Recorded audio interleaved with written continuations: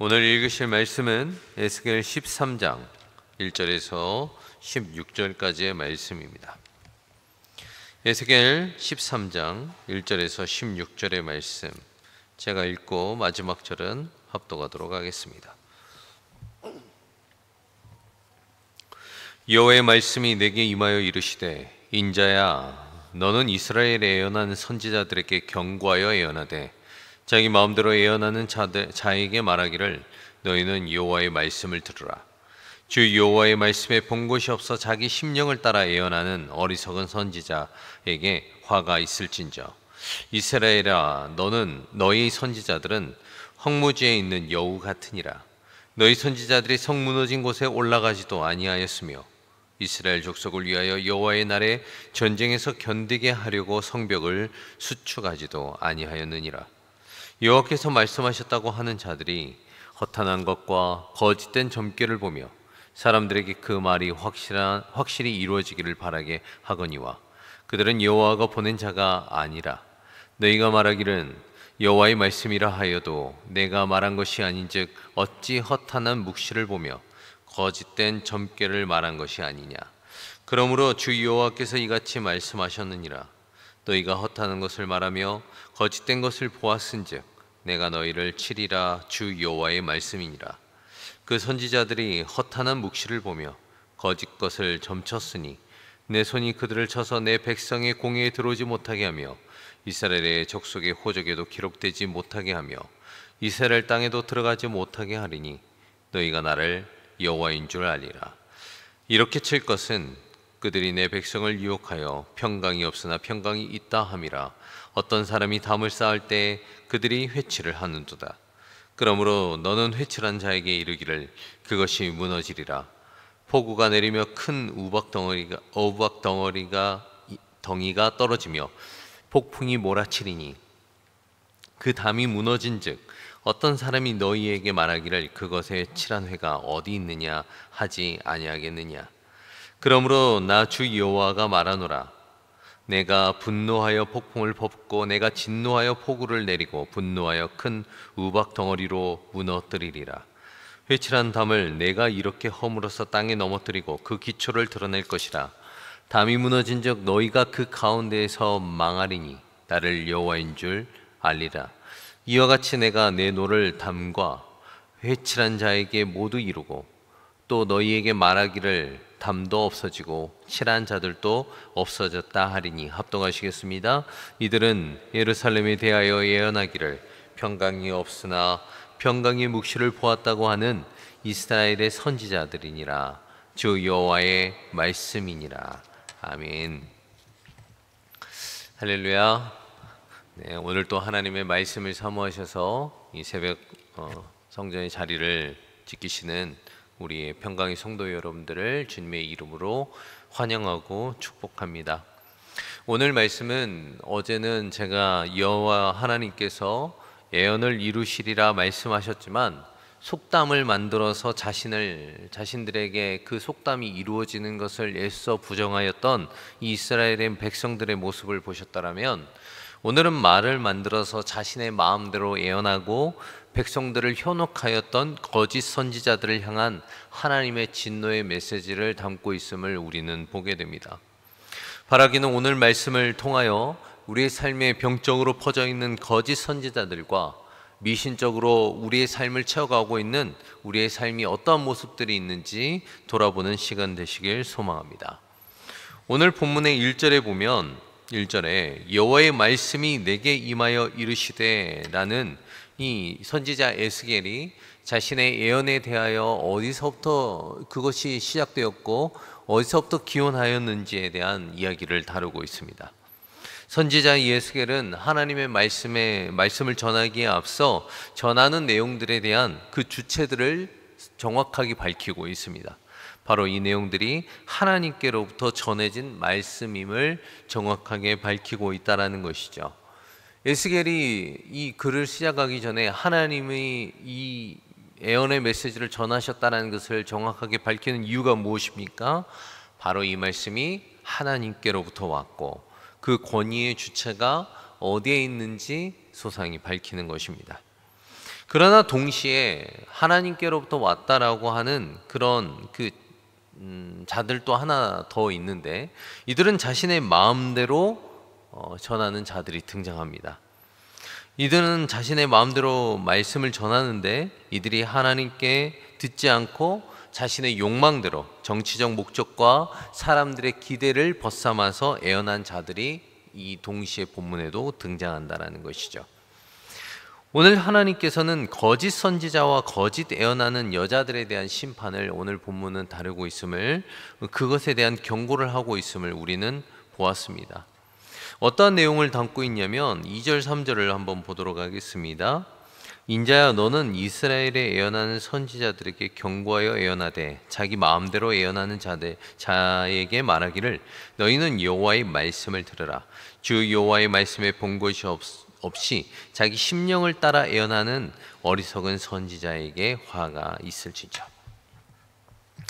오늘의 본문에 보면 화가 있을진저로 번역되었던 원어를 보면은 호희라고 하는데 심판의 대상이 저주 아래에 떨어지는 것과 동시에 심판을 선언하는 이의 가슴 아픈 심정을 함축하는 단어라고 알 수가 있습니다. 이는 후에 예수님께서, 신약에서 예수님께서 마태복음 23장에 보면 바리새인과 서기관들에게, 당시 종교 지도자들에게 그 죄악을 경고하시면서 이 단어를 사용하시게 됩니다. 이처럼 이 무조건적인 심판, 그리고 무조건적인 저주가 아닌 하나님께서 그들에 대한 경고를 하시지만 마음이 아프신 하나님의 예절함과 그 한 영혼을 향한 마음이 아프신 뜻을 우리는 보게 되는 것이죠. 그러나 이들은 여전히 자신의 마음대로 예언하고 자신의 심령을 따라 예언을 하게 됩니다. 바로 이것이 같이 하나님께 나왔다라고 말하지만 거짓 선지자와 진짜 선지자의 차이가 여기에 있는 것이죠. 이들은 자신의 심령대로 예언을 하기 시작하는데 어떤 내용인가 하면 6절입니다. 여호와께서 말씀하셨다라고 하는 자들이 허탄한 것과 거짓된 점괘를 보며 사람들에게 그 말이 확실히 이루어지기를 바라게 하거니와 그들은 여호와가 보낸 자가 아니라. 여기서 말하는 허탄한 것은 실체 없는 환상, 거짓된 예언을 바로 이야기합니다. 바로 이방에서 말하는 점괘를 의미하는 것이죠. 제가 어제 새벽 설교에도 말씀드렸지만 왜 MZ세대가 요즘 MZ세대가 점집에는 있고 그리고 교회에는 없는가라는 것을 했을 때, 이들은 자신의 심령과 자신의 허탄한 것으로 상대방을 위로하는 말, 공통된 분모를 이야기하면서 그들에게 자신들에게 위로되는 말을 전하고, 그리고 그것을 받는 입장은 내가 이것을 통하여 내 마음이 위로받았다라고 생각하니까 바로 점집에는 MZ세대들이 있고 그리고 교회에는 없다라는 것이죠. 이들이 하는 점괘는 바로 이런 것입니다. 허탄한 것을 쫓아가고 실체 없는 애언을 쫓아가는 것을 바로 이들의 점괘의 특징이라고 말할 수 있겠습니다. 거기에 더해 이들은 이 입술에서 나온 그 말의 주체가 여호와라고 이야기를 합니다.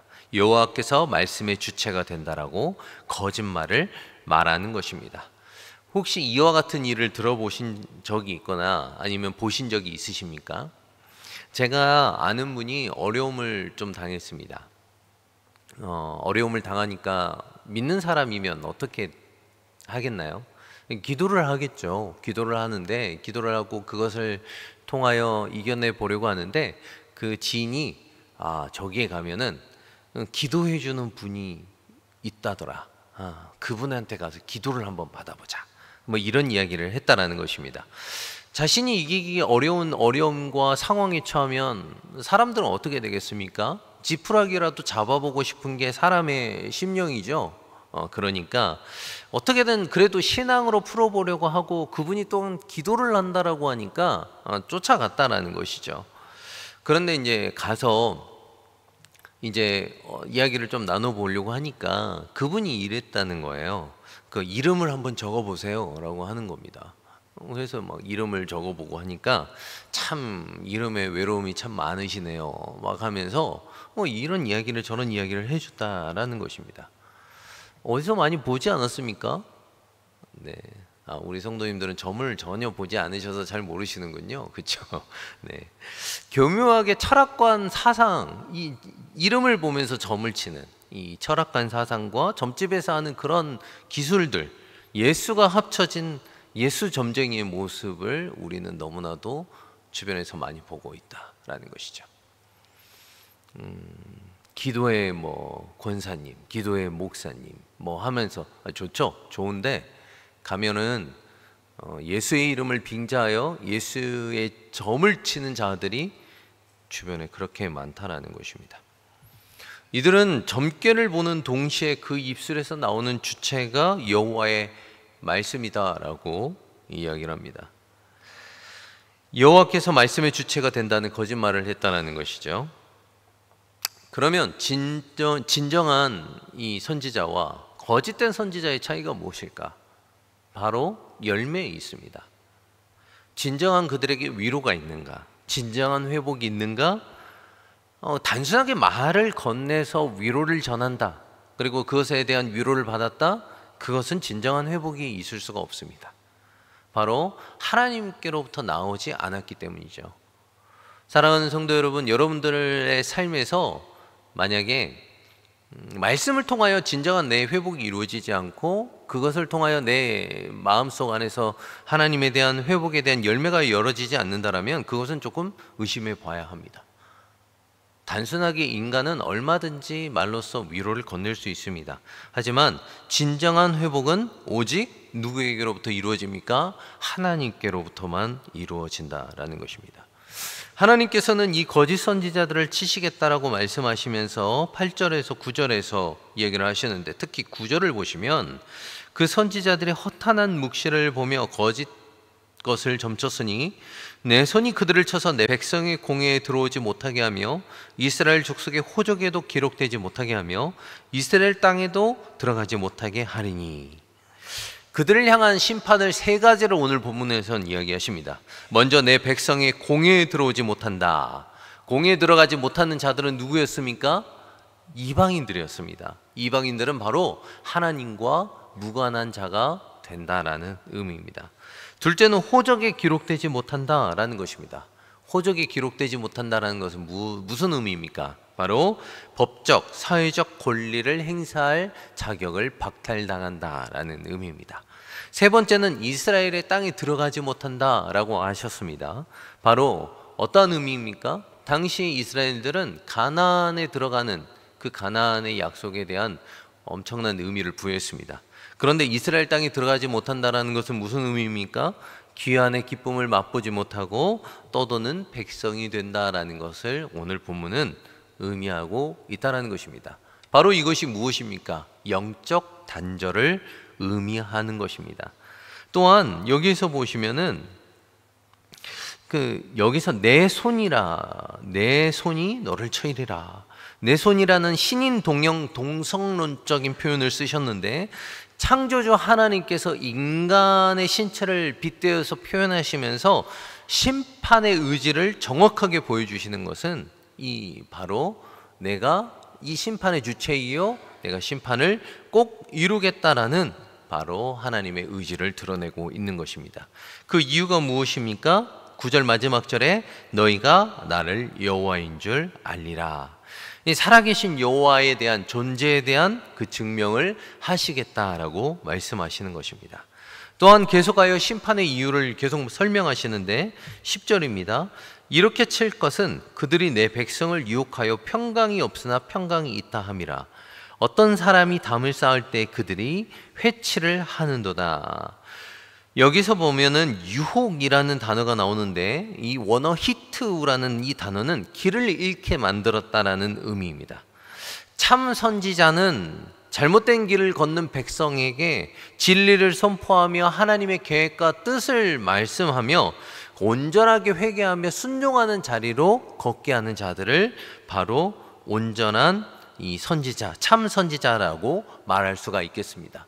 그러나 거짓된 선지자들은 잘못된 길을 걷는 백성들에게 겉으로는 그럴싸해 보이는 말로 바른 길을 걷고 있다라는 착각을 불러일으킵니다. 계속 그러면서 죄악에 빠져 있게 만듭니다. 그렇게 만들기에 오늘 말씀처럼 회칠한 단처럼 보이기에는 그냥 멀쩡해 보입니다. 겉보기에는 멀쩡한 담처럼 보이는 것이죠. 하지만 내구성이 없는 벽같이 겉으로는 신앙인이 멀쩡한 신앙인 같으나 속은 그 신앙이 없는 자들처럼 살아가는 그리스도인들을 만들어내고 있다는 것입니다. 마치 이런 것과 같은 것이죠. 공의는 없는 복만 선포하는 강대상이 있다면 그것도 마찬가지입니다. 정반대도 마찬가지긴 하죠.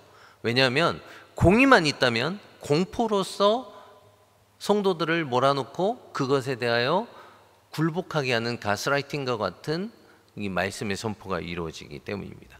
정확하게 정의와 그리고 복에 대한 선포가 이 밸런스 있게 선포되었을 때 성도들은 정말로 말씀으로 힘을 얻고 위로를 얻고 그리고 그의 심령이 단단해지고 진정한 신앙인으로서의 길을 걸어갈 수 있다는 것이죠. 그러나 오늘의 말씀은 어떤 말씀입니까? 그런 자들이 아니다라는 것이죠. 겉으로는 복을 선포하면서 위로하면서 잘 될 거야 라고 그것만 말을 하면서 내가 마치 여전히 죄악 속에 빠져 있으나 하나님의 복만 믿고 나를 구원해 주실 거야 라는 그런 사랑만 믿고 오늘 또 그냥 자리만 차지하고 있는 신앙인들을 만들어내는 거짓 선지자들을 하나님께서는 회파하시겠다. 우박과 폭풍 같은 심판으로 회파하시겠다라고 하신다라는 것입니다. 사랑하는 평강의 성도 여러분, 오늘 말씀을 정리하고자 합니다. 오늘 말씀은 그 전하신 이유와 목적이 분명합니다. 우리로 하여금 누가 여호와 하나님이 어떠한 분이신지 바로 알게 하려 함이다라는 것입니다. 망하게 하기 위함이 아닙니다. 망하게 하기 위함이 아니라 아버지임을 알고 깨닫게 돌아오게 하려 하기 위함이다라는 것입니다. 성도 여러분, 여러분들의 삶에서 고통과 고난이 있습니까? 하나님이 주시는 시험이 있으십니까? 그 모든 것은 여러분들을 망하게 하려 함이 아니십니다. 하나님께서 아버지됨을 알려주시는 것이고 온전한 그리스도인으로서의 성숙을 원하시는 것이고 그리고 회개하고 아버지의 길로 돌아오게 하려고 하시는 그 아버지의 마음이신 것입니다. 예수님이 이 땅에 오신 목적도 동일하죠. 죄인된 우리를 알게 하려 하신다라는 것입니다. 우리를 위하여 오신 것이다라는 것입니다. 우리를 위하여 자신이 구원자임을 알게 하려 하셨다라는 것이죠. 그러면 우리는 무엇을 보고 따라가야 되겠습니까? 먼저 내 삶에서 거짓 선지자들의 모습을 분별해야 합니다. 그리고 신앙의 지도자들은 하나님께 대한 회개와 회복의 길로 인도해야 됩니다. 강단에서 정확하게 공의가 선포되고 복이 선포되어야 합니다. 또한 내 삶에서도 마찬가지입니다. 하나님의 존재를 인식해야 됩니다. 하나님의 존재를 인식하며 점괘나 미신적인 부분이 우리의 삶에서 존재하고 있지는 않는지 점검해 봐야 할 것입니다. 오늘 나갔더니 뭔가 장례차를 봤더니 내가 오늘 좋은 일이 있을 거야. 이런 우리의 삶에서 미신적인 부분이 굉장히 많다라는 것이죠. 이런 부분들이 내 삶에서 얼마나 내 마음을 좌지우지하고 있는지 잘 한번 점검해 봐야 한다는 것입니다. 우리가 이렇게 주님의 뜻 안에서 내 삶에 내 마음을 점검하고 살아갈 때 모든 것에 공의로우시며 하나님의 백성들을 죄에서 돌이키실 그 하나님께서 오늘의 우리의 삶을 보호하시고 지키실 줄 믿습니다. 오늘 하루도 주님께서 우리의 삶을 보호하시니 거짓된 선지자들의 말을 타파하며 그리고 내 삶의 미신들을 점검하면서 나아가시는 우리 사랑하는 평강의 성도 여러분들 되시길 주님의 이름으로 축복합니다. 기도하겠습니다. 하나님 아버지 감사합니다. 우리는 하나님께서 우리에게 주신 말씀이 있음에도 불구하고 자꾸 내 욕망과 내 욕심에 따라서 내가 원하는 말씀을 따라가면서 그것을 위로를 받고 그것을 통하여 선포하는 자들을 의지하고 있진 않았는지 이 시간 고민해 보게 됩니다. 하지만 하나님 그들을 심판하시겠다라고 말씀하셨고 그들이 거짓 선지자다라는 것을, 거짓 위로를 전하는 자들이라는 것을 오늘 본문을 통하여 말씀하셨사오니 내 삶에서 거짓 예언자들의 모습을 분별하게 하여 주시옵시고, 그리고 내 삶에서 하나님의 존재를 인식하며 점괘나 미신적인 부분이 어떠한 부분이 있지는 않았는지 나의 삶을 점검해보며 살아가는 삶 되게 하여 주시옵소서. 하나님 모든 삶에서 우리를 지키고 보호하실 줄 믿습니다. 오직 하나님만 의지하며 따라가는 삶 되게 하여 주시옵소서. 감사드리오며 주 예수 그리스도의 이름으로 기도합니다. 아멘.